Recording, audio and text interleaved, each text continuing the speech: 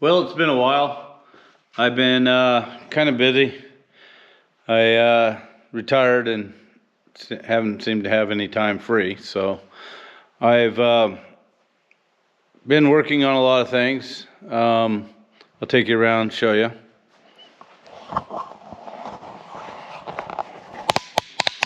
Been working on the Cadillac. As you can see, I've bagged the back. I haven't bagged the front. I'm working on that part. I kind of moved my lift over here in the corner. It was over there where I have the boat now, and you can see the pipe hanging down from the ceiling that I disconnected. But it was just inconvenient trying to get it out of the garage all the time and having stuff in the way to turn. As you can see, I got rid of the 55 Chevy pickup that was sitting in my middle of my garage on jack stands for good 6 months. I sure do miss it. I moved over the gasser. I got them all too, see? This is when I make it. And so I've been not touching that car. I moved this one over. Actually just went and got a manifold the other day at the Pomona swap meet. And if you're ever in California, for any reason, that's about the best reason it is to go to California. I was also there for a funeral, and that wasn't a good reason. And then I just moved this one over here and set the body back down on it. Put the front end back in it. It's just sitting there with the motor. It's waiting. I ain't ready for it yet. And then I put the motors over here, and I moved this bench. This is a 351 Cleveland. And I'm going to put it in that little shoebox over there. So I finally found a place for this motor. Now I was looking for valve covers for it, and I couldn't find any at the swap meet. But I did get a geared drive instead of a timing chain, so it'll be a timing gear. So it'll give it that mean sound. And then here's my table. I put all this stuff over here. And it's been keeping it pretty clean because somebody been drinking a Truly. What the heck is that? It's not mine. I don't drink, so that ain't mine. Then I got some motors over here. Another sign. I got the 56 Patterson flat bottom all wood boat. And then I got Screamsicle over there sitting there. So these two boats, yeah, I want to get on them, but I got time. Still young, right? And then I've got this little chingy here, and these little chingabobs. Then I got this doohickey here that I brought in. I got this bumper. This bumper is off of a 58 T-Bird. It's sitting upside down. Okay? And what I got it for is I had this strange idea that this thing would look cool on this truck. Now I could be just out there in La La Land thinking that, but that's what I had an idea. I thought, that might not look too bad. And the more I look at it, the more like, why did I pick that bumper up? I was walking by it in a junkyard because I was looking for a hood. There's the hood for the 49 shoebox. So I was looking for that hood, and I saw that bumper, and I thought, man, I like that bumper. How much for the bumper? I went, oh gosh, what am I doing?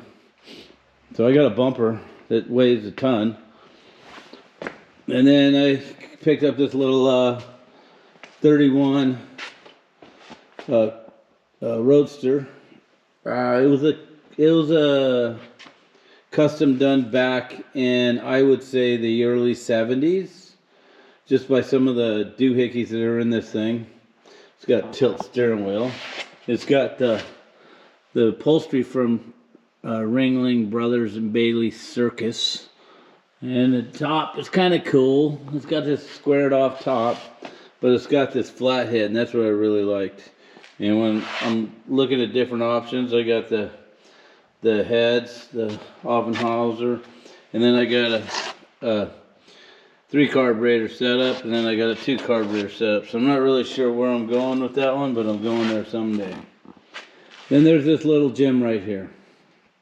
1949 Ford shoebox club coupe. And I bought it pretty much just like this. I did find this grill out there at the Pomona Swap Meet. It's in great shape compared to the one that was in it, which is totally rusted, and you know, a lot of work to bring that anywhere close to what this is. So that's one work I didn't have to do. I have some glass with this. It came with some glass. The side glass did not come with it though. So the front window, the passenger side, is just busted to hell. I'm just going to take it out. I'm going to put it down. I've started, I mean, it got a nice set of tires on it. They're like brand new. When I picked it up, it didn't have the front end on it. I just put it on there to mock it up, see how it looks. I might cut the windshield out because I have the new rubber for it and I have the new windshield. I have taken some Scotch Guard to this, and I've Scotch Guarded a lot of it. There's some pieces right here that are, I don't know if you can see that, but it still could use a little more. And then I got the roof. You got some patina going on there, and I was like originally going to, and I still might, I was going to chop the top, and I probably still will unless I sell it before then. And if I sell it before then okay, then I won't chop the top. But here's what I did. I just put the Scotch Guard on the sander, and I go sanding about, and it got some cool patina coming out on it. I'll show you. There's some parts I'm still doing it. So like the trunk, and this is, oh man, this is pretty fancy. It's got a bar that slides up and down, but this handle here, that's how you open it. So that's a pretty cool feature. I mean, they made these things. They get hinges on the outside, not on the inside. Not hard breaking in that trunk. You made a drill motor. But this is what it kind of looked like before I start doing Scotch Guard. So it's got that like really dull, chalky feeling. And you can still see it here by the door handle. And I'll get in there by hand and do that.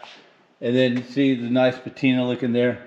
This was a spot that was just primered and had, it looks like you put some Bondo in it. Not bad, but just a little. And so I just sanded it down more to the metal. I did the same thing here. These blinds back here are super special. I like those a lot.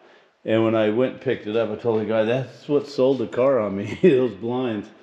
So I go, that's pretty cool. And then I got some other pieces with the swap meet. I'm either gonna put this in the bumper right there. I'm gonna cut it out, or I'm gonna put it like this. I'm almost thinking like that would look cooler. And I'll put the license plate in the middle of the bumper. Take the handle off, smooth it out. I got all these boxes of stuff with this. So I got some